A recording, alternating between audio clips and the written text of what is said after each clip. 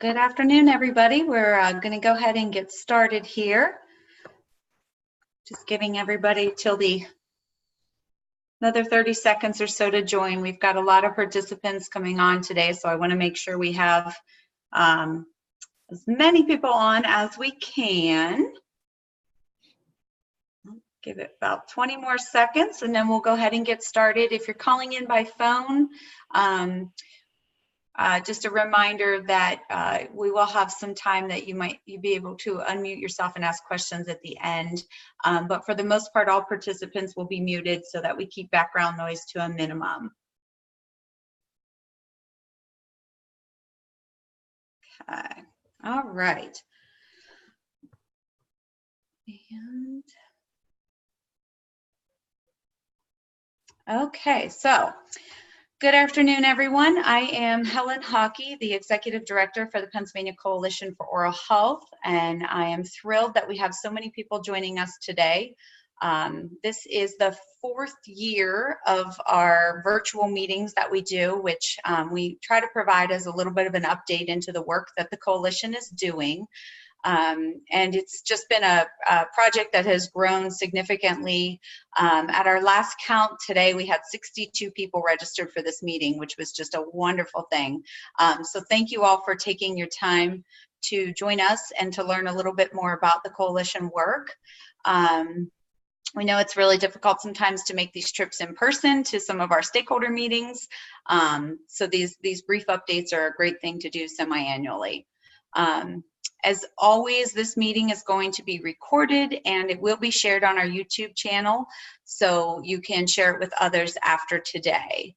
Some housekeeping as we get started. As I mentioned, all lines have been muted by us, which keeps the background noise to a minimum. Any questions that you have, if you're joining us by computer, you should see a little black bar on your screen that says Q&A.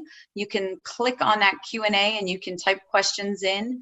Type those in at any time during the presentation. We may not grab them right away, but we'll make sure at the end that we have some time to answer those as well. And then we will also be sending the link out for the presentation So once we get it uploaded online, we will send anybody who registered for the meeting will receive a copy of the slides as well as a copy of the link to the recording. So if you have to hop off or you want to share it after, feel free to. And then the PDF of the slides that we will send will also include any live links to some of the resources. So you'll be able to click right on them and, you know, check out any of the resources that we have on our slides. So I think that wraps us up for housekeeping here. So what we will be doing is we're going to start with a couple guests here today. We're really fortunate that we have a couple very amazing, influential Pennsylvania oral health champions who are joining us today. And I'm going to start by introducing Dr. Deborah Polk, who is our new board chair. So, Deb. Good afternoon, everyone. I'd like to welcome everyone and say thank you for joining us and for working with us. We're not a coalition without you. So it's just wonderful to have so many people so invested and engaged in this work. It's really terrific. As Helen said, I'm just starting in as board chair. I have been with PCOH since 2015 and on the board for the past few years. And I have served as vice chair, but now I'm stepping up as chair. So that's sort of my PCOH involvement. My day job is I am a psychologist and I'm on the faculty at the University of Pittsburgh School of Dental Medicine in the Department of Dental Public Health, where I teach classes and do research and do those kinds of things. But I just want to say welcome and that I'm really, really looking forward to working with everyone. Thank you. Thank you. So next, I'm going to see if we can get Dr. Mana Mosafarian to join us via video here. Let me see if it's going to work. There she is. Okay. So we can hear you now. If you'd like to bring any greetings and tell us a little bit about yourself. Sure, I can't see myself, so hopefully you all can. I, as Helen mentioned, have joined both Department of Health and Department of Human Services of Pennsylvania just about 2 months ago as the Chief Dental Officer. Most of my, almost 2 decades now of my dental career has been in the state of Pennsylvania. And I've worked in a lot of different aspects, whether it was academia, preclinical teaching, didactic teaching, clinical teaching, or working with underserved populations, private practice, even working for one of the managed care organizations. And I'm really looking forward to being in this role now and working with all the partners and building on all the foundation that you've placed and hopefully adding to it. Thank you. Wonderful. So for those of you who might be new to some of the oral health work in our state, you may not be understand what an amazing thing it is that we now have a Chief Dental Officer, but we are just so thrilled to have Dr. Mosafarian on board and just very excited that our state will move forward, you know, under her leadership. So moving on with our slides here, of course, I have to take a brief moment before we get into some of the bulk of the information and just say a really big thank you to so many of our funders. We really are humbled by the support that we get from, you know, a lot of different organizations. For those who aren't aware, the Coalition is a registered 501c3 charity. So we rely on grant funding and donations for, you know, really all of our funding. And so we're so glad to work with all of these partners across the state, you know, and hopefully, you know, we'll continue to add even more in the future. So thank you so much. And I also want to say that, you know, because so many of our projects are supported by these organizations, we need not only our corporate and organizational donors, but also our individual donors as well. I think many of you have probably received something in the last couple of weeks about our year-end appeal that's going on right now. And so many of our individual donors have answered the call and sent in support. So I just very much appreciate that. It's so important, and it allows us to keep doing the work that we do. So thank you, thank you, thank you. Talking a little bit about structure and how we do our work, I did want to talk a little bit about our board of directors. We have them listed there for everyone, just so that everyone is aware of all the variety of backgrounds that we have on our board of directors, and that we don't just work within oral health fields. We have a lot of support from a lot of places. So with that in mind, we're going to do our first poll, which this is just a quick little online poll for those who are joining by computer. What we'd like to do is to just ask if you have attended a meeting before. We ask this question at all of our virtual meetings, just to give an idea if there's any sort of newbies in the room who aren't real familiar with what the coalition is doing. So Amy, if you can put up the poll, you should see that on your screen now, where you can go ahead and, wow, we've got a lot of people voting already. So we'll just leave it up for about 10 more seconds or so, knowing that so many of you are joined by phone and not able to vote. Okay. So I'm going to say we're pretty close there. I think we've got, yep, okay, Amy, do you want to go ahead and show the results? Okay, so 72% have joined or attended a PCOH event before, and 28% have not. Okay, so 3/4, 1/4, that sounds great. Thank you so much. For those that are new to this, I hope we'll be able to give you some really great information on the work that we're doing. So what is the coalition? Now that we can finally get to that, we are a state and community nonprofit group, and we have hundreds and hundreds of stakeholders across the state from a lot of different backgrounds. So we are not a provider organization. We're simply an organization that's focused on improving oral health for Pennsylvanians.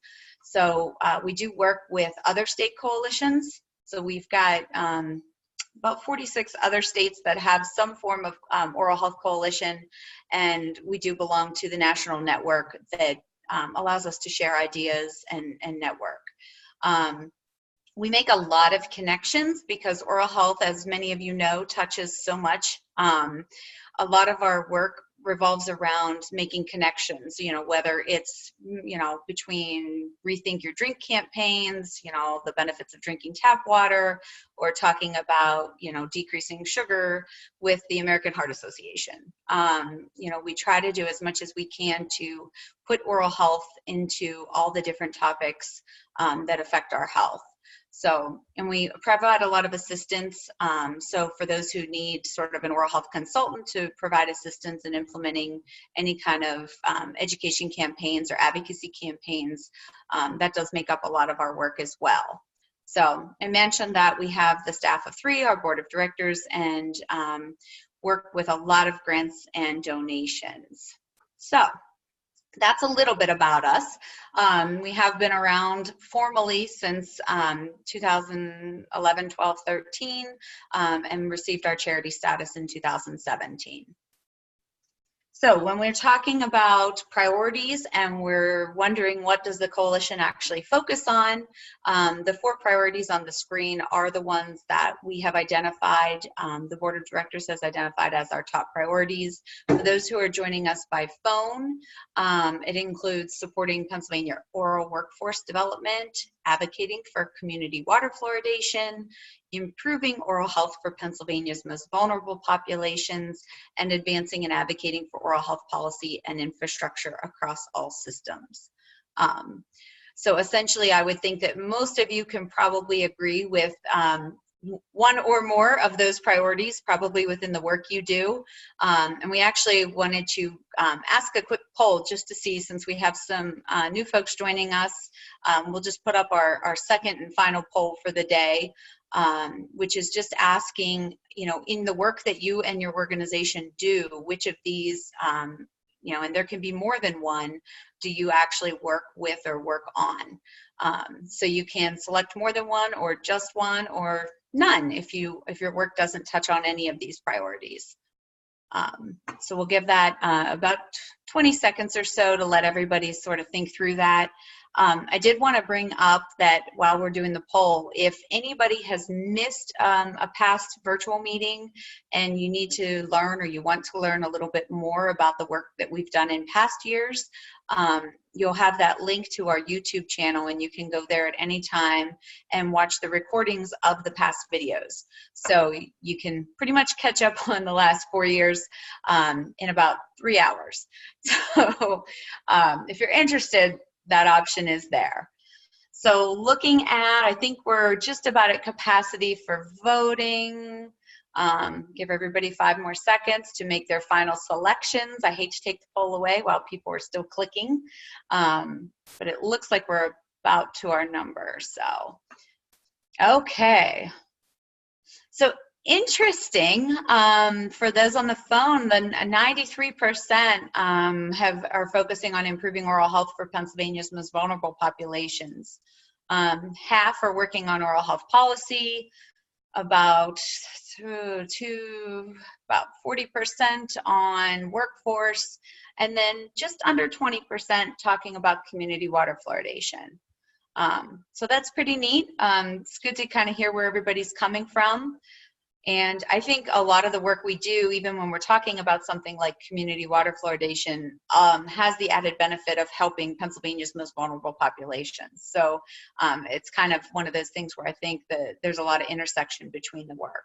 So thank you guys very much for that. Appreciate that, and appreciate you taking the time to do the poll. So want to talk a little bit about our 2019, year in review. Many of you may have attended a stakeholder meeting and heard some of these updates. So I apologize if there's duplication there, but of course, we have done some things since the last meeting. So hopefully you'll still be able to get some new information from today's discussion. So that being said, looking at sort of what we've done, super high level, where have we gone, what have we done?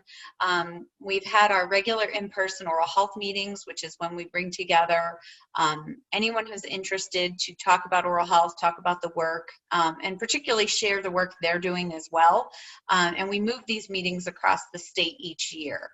So the goal is to sort of hit all of the Department of Health districts at least once every 2 years. And we'll talk a little bit about where our meetings will be next year a little bit later. We've had 2 of our virtual meetings. We do one in December, one in June. Some of you have attended our water fluoridation trainings that we held back in July in Pittsburgh and Lancaster. Those were great. We had an oral health advocacy day in March in Harrisburg, where we were able to go and talk with legislators and staff about elevating oral health. And then the one I'm really proud of, especially as we try to network and move around and make new connections in the state, we actually had 16 state and national level conferences that we either attended or presented at or exhibited at by either our staff or our board of directors members. So just a really great feeling to have that kind of presence.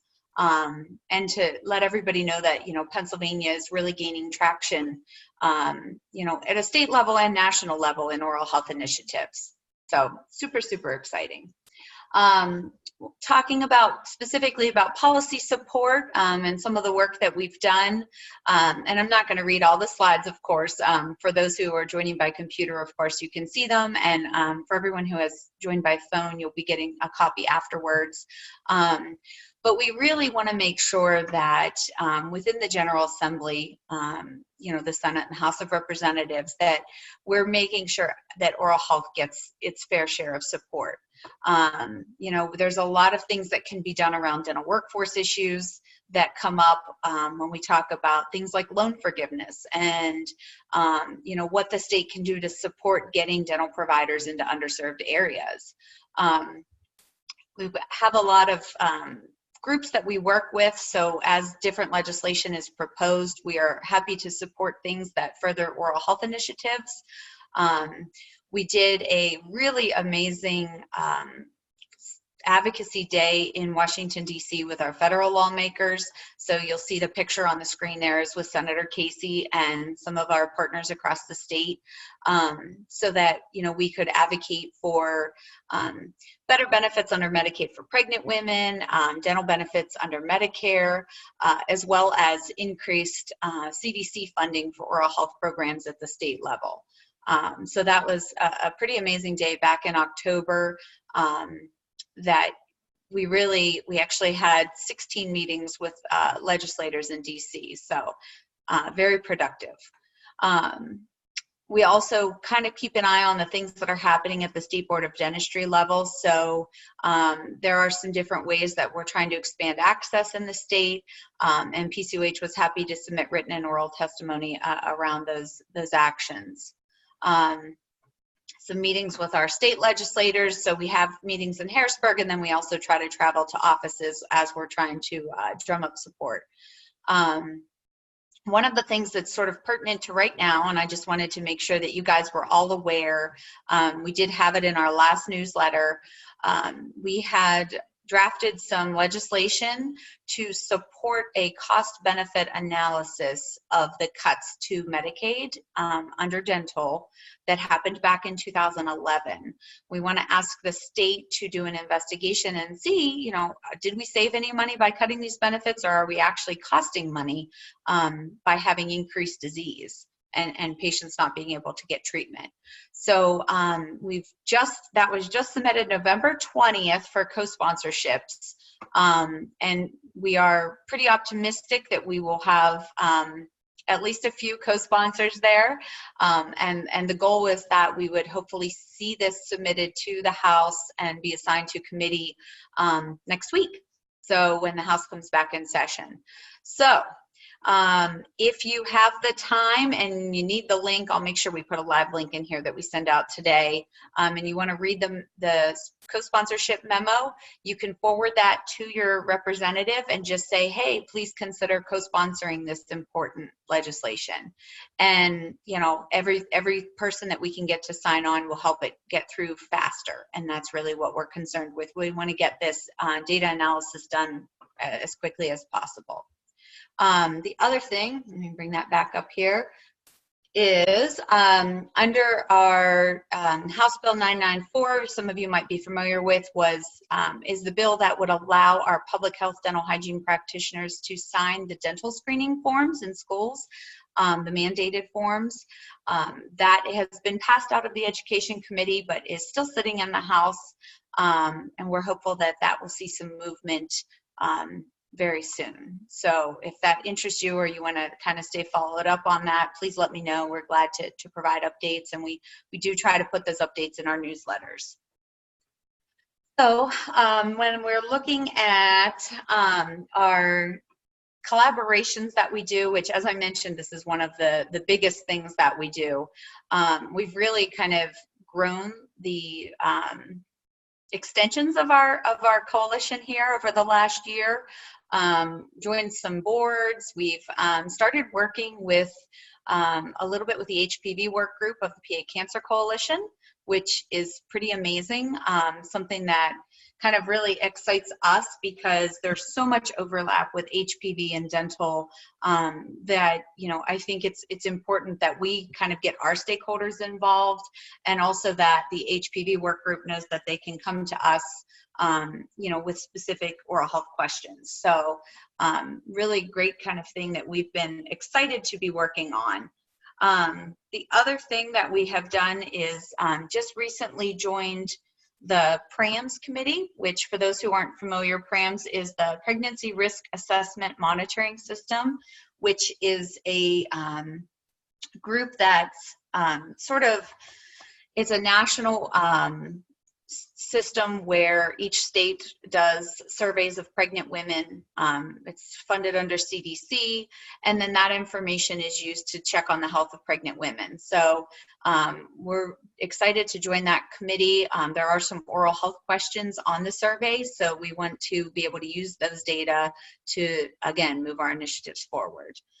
Tobacco coalitions are another one that, are really a great resource for any kind of oral health advocates to be involved in.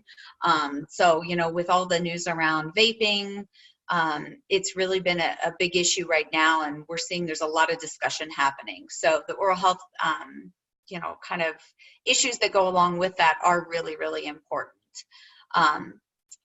Talking with the United Way and the 211 system. So one of the big issues that comes up for us a lot is access to dental care and how people navigate to the dental home. So we want to kind of ensure, when we've talked with the United Way, it was interesting to hear that they had about 1% of their calls coming in 2018 that were related to finding a dental provider. Which 1% doesn't sound like a whole lot, but when you think of all the things that people call 211 for, I think it's actually a significant number. So, we'd love to see some work happening around that. We'll talk a little bit about that later. We work with the American Heart Association. There's some state groups, the Health Improvement Plan, the Coalition for the Common Health. We're really happy to continue working with those groups and try to offer some oral health perspective. And then, as always, our Family Oral Health Collective, which is a work group of PCOH, we continue to do initiatives that focus on children and family with our state partners. And that's the Office of Rural Health, the Pennsylvania chapter of the American Academy of Pediatrics, the Pennsylvania Association of Community Health Centers, and the Pennsylvania Head Start Association. So that's why we just call ourselves the Family Oral Health Collective. It's quite a bit of mouthful. So next thing, when we look at data and infrastructure and any of the progress that we made this year, first and foremost, as we said earlier, Pennsylvania appointed its first joint Department of Health and Department of Human Services Chief Dental Officer. And so that was really a pretty amazing thing. I have to say that I think in terms of looking at the infrastructure and how we support oral health in our state, it's probably the most important thing that we can have is to have that leader in position. So wonderful news. Our state was also able to draft an oral health surveillance plan, so we can start looking at essentially the burden or incidence of oral disease on a regular basis, with specific indicators that we're reviewing to make sure that we're seeing progress. We're currently working on assisting the Department of Health with drafting the 2020 to 2030 oral health plan. And so many of you were a part of the 2017 to 2020 oral health plan, which was a short 3-year plan. And we are happy to say that after the evaluation of year 2, we are on track for most of our deliverables under the plan. But now it's time to start looking forward to the things we're going to do over the next 10 years. We're also drafting a PA state fluoridation plan that will be to assist the Department of Health. And as part of that, we're doing some data cleaning on sort of the lists of community water systems that fluoridate. So for those of you who have attended meetings before, we've talked a little bit about some of the issues that go into not knowing or not knowing if a water authority adjusts their fluoride. So we are working on trying to make a better system for knowing that information. We have a couple thousand community water systems in our state, and a few hundred of those adjust the fluoride in their water. So trying to make sure we keep on top of who's doing what is sometimes a little bit of a data thing. So we're also happy to say that for those of you who are familiar with the term basic screening survey, we are working on implementing one next fall. That is a survey that's done across, it can actually be done with any age group, but the CDC sort of primarily recommends that we at least look at third graders. So we'll be going in to do a third grade basic screening survey, which just answers some basic questions about the status of oral health for kids in our state. So it's not going to be something that's real detailed, but we'll be able to at least answer that, you know, this percentage of children have dental disease, this percent of children have treated dental disease, sealants, and, you know, how many have an urgent need or just routine need for care. So hopefully, the plan is that all of that will be implemented in the fall of 2020, and we will have our first data and analysis of that information sometime in 2021. So very exciting news. And the other thing I wanted to mention just from a data and infrastructure standpoint is that our Department of Human Services, which is who runs our Office of Medical Assistance programs, and handles all of the data needs and everything for our Medicaid population. But DHS has announced that it's going to begin collecting performance measures for adults and pregnant women. So in the past few years, they've been very focused on collecting data around children. And now we are happy to see that we're going to start looking at adults and pregnant women as well. Because dental care really is a family affair, and we know that, you know, if parents are seeking care for themselves, then they're much more likely to seek care for their children. So we can improve everybody's oral health by getting parents to care. So very exciting. The next thing I will talk a little bit about is our work with state partners. And I'm, you know, again, this is a lot of information. This is all trainings and work that we've done utilizing the state CDC and HRSA grants. So we're increasing our school sealant programs, we're increasing the amount of people who are getting fluoridated water, we're adding dental services to rural health clinics, training folks on obesity and cavities, trying to do a little bit of workforce initiatives so that we're talking to dental and dental hygiene students about public health and why it's important to work in public health, dealing with WIC agencies and providing them with oral health materials, and then running a teledentistry pilot in Northwest PA, specifically working with Head Start pre-K students. So those are all actual initiatives that we aren't necessarily doing directly as the coalition, but we are helping sort of in an administrative role for all of this work that's happening. So if there's anything there that interests you and you want to reach out and find out more, please definitely let us know. Then talking a little bit, kind of flipping our switch to 2020, I did want to give everybody just a brief update on some of the work that we're looking forward to doing in 2020. And if there's anything that interests you or that you want to learn more about, again, please do reach out.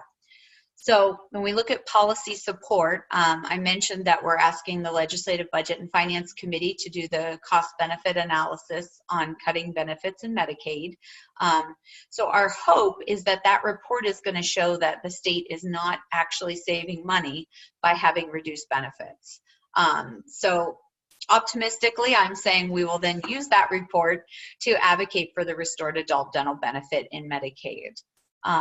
For anyone who doesn't work directly in a provider situation, and you may not be aware, the basic benefits under Medicaid now for adults cover simple restorative like fillings, basic cleanings, and one denture per lifetime, or one set of dentures per lifetime. And do not offer coverage for things like treatment of gum disease, crowns or caps, and then root canals. So we'd like to see a situation where that benefit comes back and we would maybe be able to offer people, you know, a little bit of better options for their dental health. So that will be a very big priority for us in 2020. And we work with a lot of state partners to do that. So if anyone is interested in joining our work group around that, we can do that as well. So we'll continue the things I mentioned in terms of what we advocated for on a federal level. We will continue to do that. It's something, you know, things like adding a dental benefit to Medicare are not, it's not something that can necessarily happen at the state level, but I think that, you know, there are strength in numbers, and as we join together with oral health coalitions and partners throughout the country, we can make a difference in pushing those through. When we talk about our direct access hygienists, we're trying to get more preventive and education services into more communities and meet people where they are. So we continue to investigate ways to, you know, support and improve that program. And then, of course, also, I think when we talk to people about what their concerns are, something that typically comes up in almost every conversation for anyone that works with kids is the situation of data collection in the schools. You know, and meeting kids where they are, providing dental services in schools, and then what kind of data are we actually collecting? You know, are we getting are we really tracking anything? Are we tracking the incidence of disease? And then what value is really behind those dental screening forms that happen in the schools? So we continue to increase our correspondence with the Department of Education and the Division of School Health. And so we're hopeful that we'll get to see some movement in 2020 on some of those initiatives as well.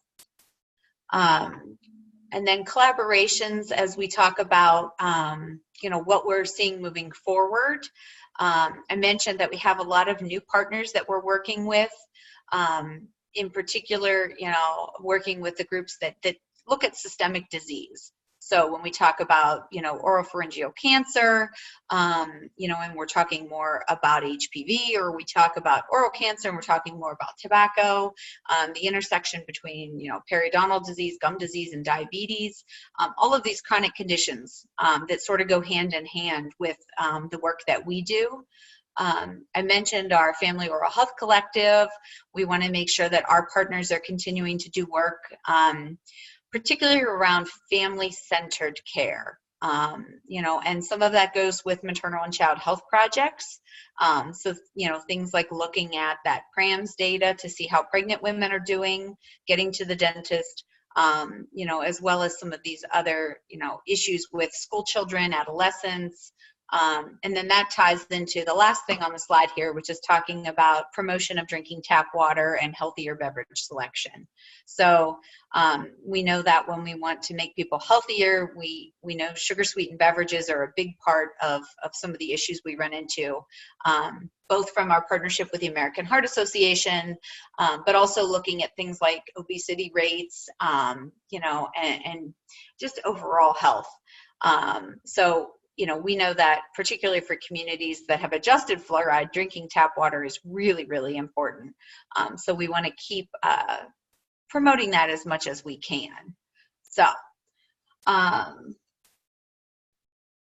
then when we, and actually I'm going to see, I see a question that I'll go ahead and answer now because it's easy enough to do so. The question is, I've heard a lot about children and pregnant women. Have you considered collaborating with organizations that support mental health, physical, and or intellectual disabilities?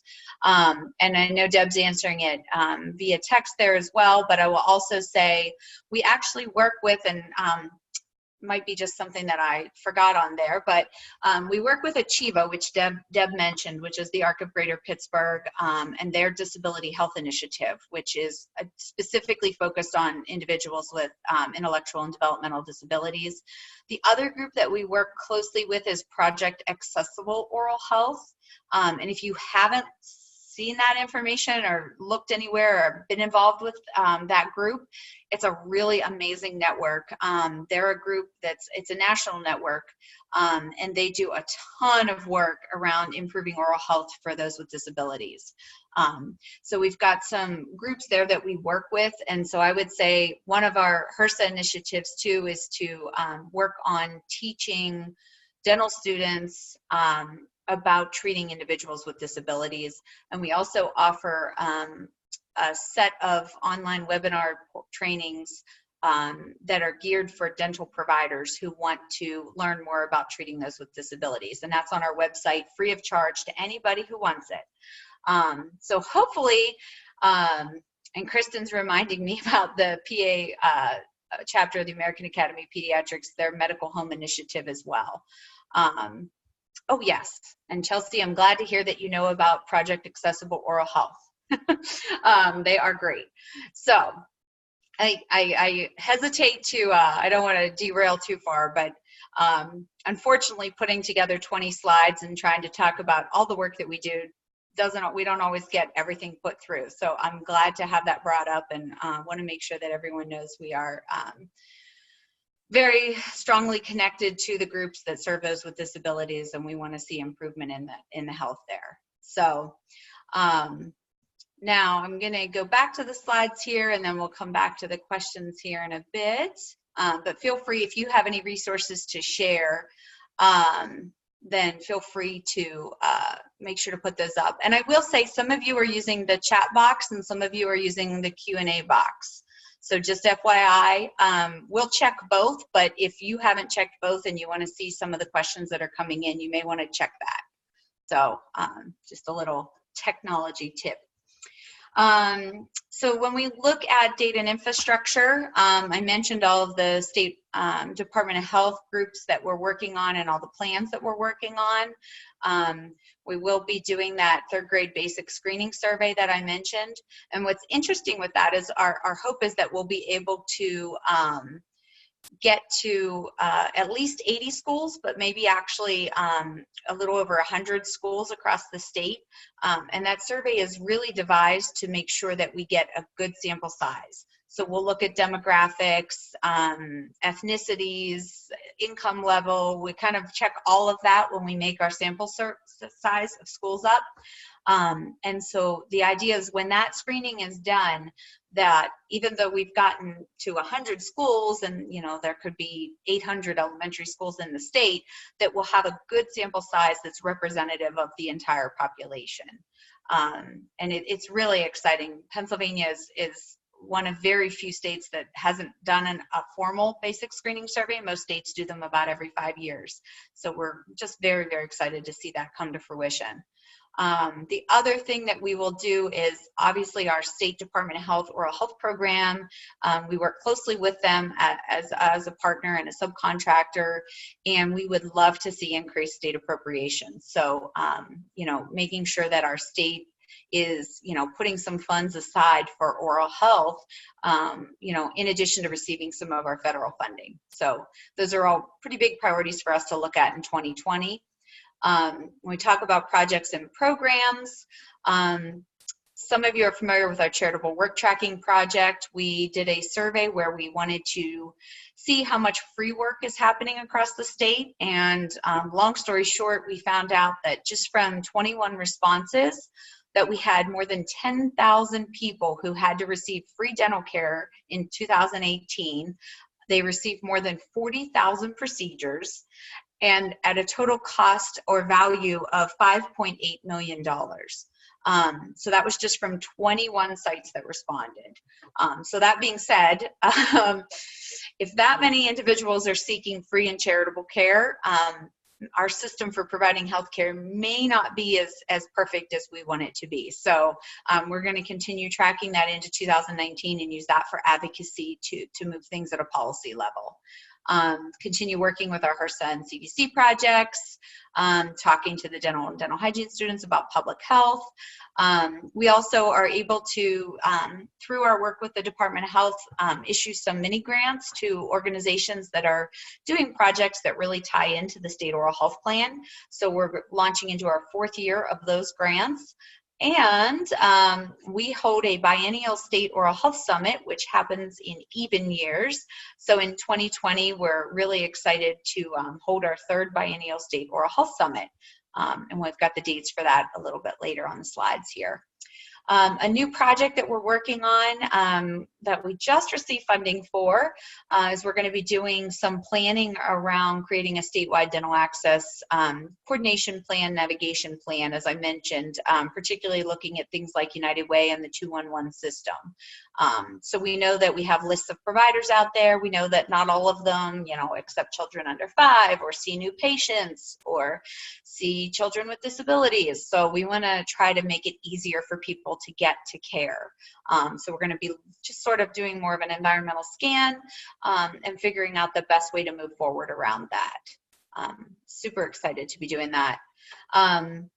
The other thing I just wanted to mention as we move to the last few slides there is that we do have a really amazing group that we're a part of, if you're not familiar, called the Oral Health Progress and Equity Network, which is a national network of groups, and it's, you know, it's advocacy groups, and it's oral health coalitions, and it's, you know, the ADA, and it's a lot of different groups that come together, and all they focus on is oral health. So this is a group that anybody can join. So we have more than 2,000 members across the state. And, you know, the idea is that when you join, and all you have to do to join is you go to this oralhealth.network link that'll be on your slides, and you just request a login, and they will get you into the network. And then you have access to all of the different resources that are available across the country. So it's a really great group. If you want to learn more about it, check out their website, or, you know, call me or email me, and I will be glad to tell you more about it. But definitely want to mention the Oral Health Progress and Equity Network. They work very closely with PCOH, both on our adult Medicaid advocacy group, as well as our Family Oral Health Collective. So wonderful group. So moving to the end before we get to questions here, just wanted to throw some dates up so that everybody is aware of what's happening in 2020. We'll have our 4 stakeholder meetings all across the state, like I mentioned. We'll have our 2 virtual meetings, and then we'll also have our State Oral Health Summit, which is in November next year. So you've got potential to join us in Lancaster, Allentown, State College, Meadville, Harrisburg, or from the comfort of your computer. So hopefully you're able to connect with us at least one of those events, if not more. But those will be events that we're actually sponsoring. Then I did want to point out some of the other oral health events that are happening, and any and all of these events do get added on a regular basis to our online calendar that's on our website. So you'll have the live link to that calendar on your slides as well. So you can always check there. And if you have something that you're hosting and you would like us to share information out about it, we are happy to do that as well. So please keep us posted. For those who might not be aware, we have a very exciting event coming up. To me, it's like the equivalent of, you know, a birthday. But it's the 75th anniversary of community water fluoridation. So for those of you who weren't aware, it's been around for 75 years, and there's actually a date for the anniversary, which is January 25th, 2020. So, you know, we have some states that are having, you know, little parties and celebrations, you know, and we plan to do some education initiatives around this work. But, you know, just letting everybody know that we're hoping to get a lot of publicity around adjusting fluoride in tap water in 2020. So that's like a year-long fun project. The National Oral Health Conference, which is put on by the Public Health Dentistry Organization and the state and territorial dental directors. That's an amazing conference. If you've never attended and you're really into oral health, you have to go. It's, you know, 5 days of just a lot of oral health information. Really great conference. The PDHA is planning to do another PHDHP conference somewhere towards the center of the state in May. So stay tuned for more details to show up on our calendar around that. So that's the Public Health Dental Hygiene Practitioners. And then that open network I mentioned, they have 2 convenings, a mid-year and an annual convening. So those dates will be posted as they're available. And lastly, the National Network of Oral Health Access Conference. That's a group that focuses a lot on community health centers, but is open to anyone to join. Oh, and I'm just seeing I put Baltimore, PA, but it's Baltimore, Maryland. So, and it's close this year. So it's nice to see something that you can drive to as a conference. Many of you probably are already following us on social media, but we will have the links up for that. If you're not following us on Facebook, Twitter, YouTube, you certainly can do that. We've got our Amazon Smile link up there as well. If you're not familiar with Amazon Smile, they do run a program where they donate 0.5% of all your purchases to the charity of your choice. And PCOH is listed as one of those charities. So if you need any direction on that, we can help you. But it's a great way. I know myself, I think over the last year, I just looked at my purchases have sent $60 to the coalition. So that tells you how much I'm spending on Amazon. But you know, if everybody would do that, then we would definitely, you know, see a pretty big increase in our donors, which would be amazing. So if that's something you can do, we'd appreciate that. And now I'm going to move to our questions and make sure I know that we got some answers to them, but I just want to make sure, you know, and I'm seeing Dr. Thielen's question about partnering with dental schools around programs and research related to oral health's impact on chronic disease. That's interesting. I would love to talk with the schools about that and to see what they're really doing, because we talk a little bit about interprofessional care when we talk to the dental schools and the dental hygiene programs, and some of them are doing, you know, shadowing interprofessionally. So, you know, the nursing students travel with the hygiene students, the pharmacy students come to the dental school, but I'm not sure that the focus is so much on the chronic disease tie with oral health. So really, really interesting. But yeah, we'll have to check into that. And then I see Dr. Hudemak is talking about reimbursement levels. And that's definitely something, I know Deb said we agree. We definitely agree. And I actually think it's something we need to spend more time looking at. We know nationally that Pennsylvania is pretty far behind on our Medicaid reimbursement fee schedule. And we need to bring that up because quite honestly, we don't have enough providers. We're nowhere near close enough on our providers for Medicaid. And I don't see how we're going to get any new providers without at least some kind of bump in the fee schedule. So definitely something we're going to be looking at probably more than we have in the past in 2020. And I'm not putting this on Dr. Mosfarian, but we're hopeful that maybe with a new chief dental officer in DHS that maybe we can have a better conversation about that. So, and again, you know, talking about research and data, and let me see here.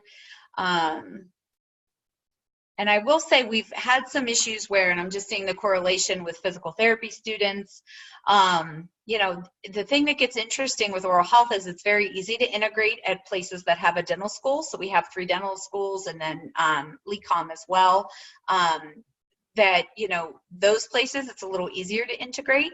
It seems like when we're talking about places that don't necessarily have a dental program, it gets a lot harder.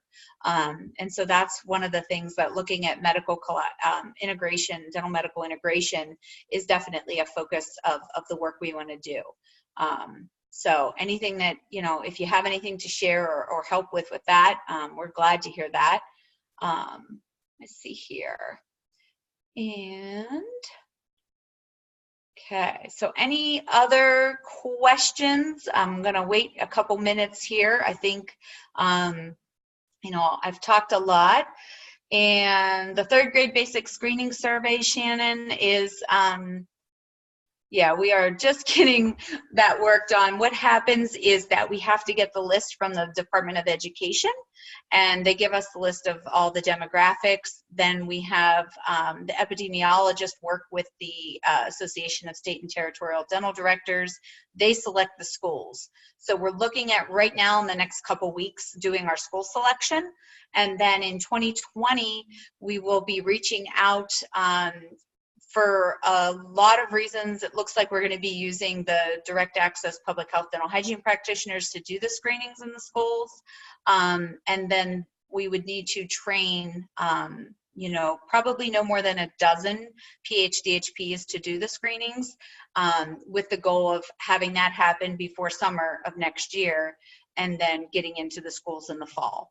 So that's as pretty descriptive as I can get with our plans so far. But, you know, so far we're on track with that. And we have a great new contact with the Department of Ed who's been fabulous. So really excited to see that moving forward. Any other questions? Let's see here. The map for fluoridated water. That's the one I always show in all of our slides, and I took it out. We do have that map, and Winnie, I can even send that to you directly, or we can add it as an attachment with this when we send these out.